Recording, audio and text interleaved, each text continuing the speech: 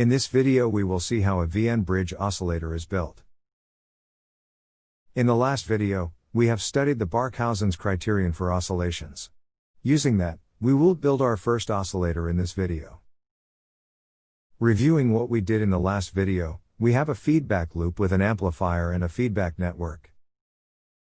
The oscillator takes no input but generates the sinusoidal signal on its own.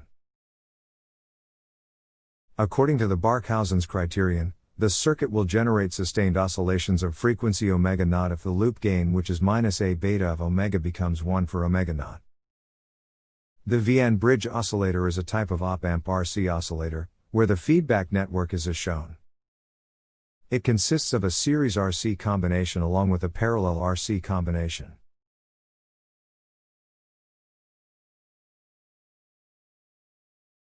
Hence minus beta is equal to Z2 upon Z1 plus Z2.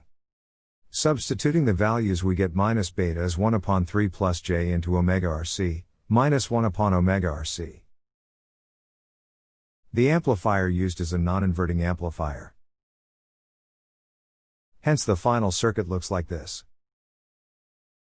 The gain A is given as 1 plus R2 upon R1.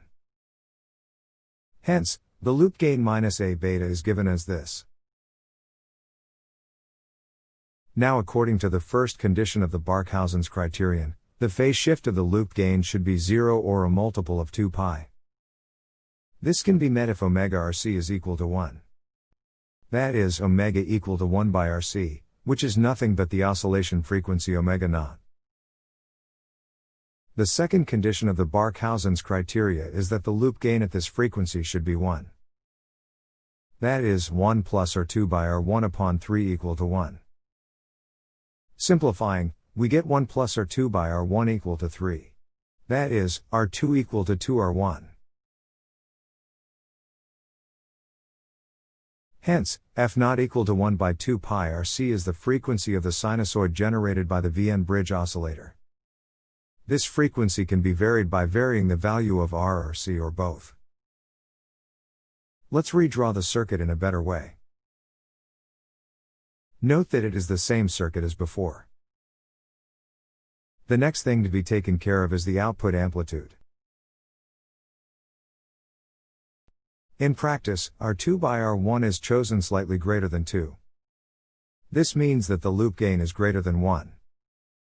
In the last video, we saw that this results in an output where the output goes on increasing. Hence, the oscillations start and the amplitude increases.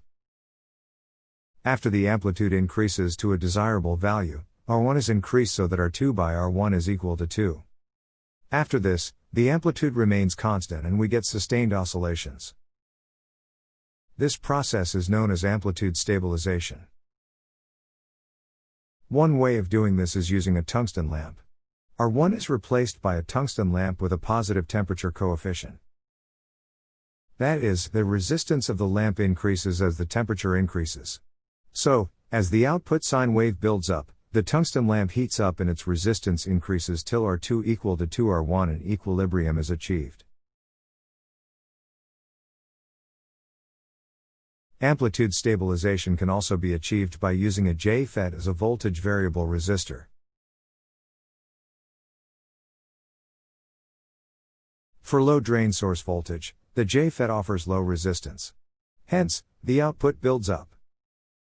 This in turn increases the drain source voltage across the JFET and so, the resistance increases. Equilibrium is achieved when R2 becomes equal to 2R1.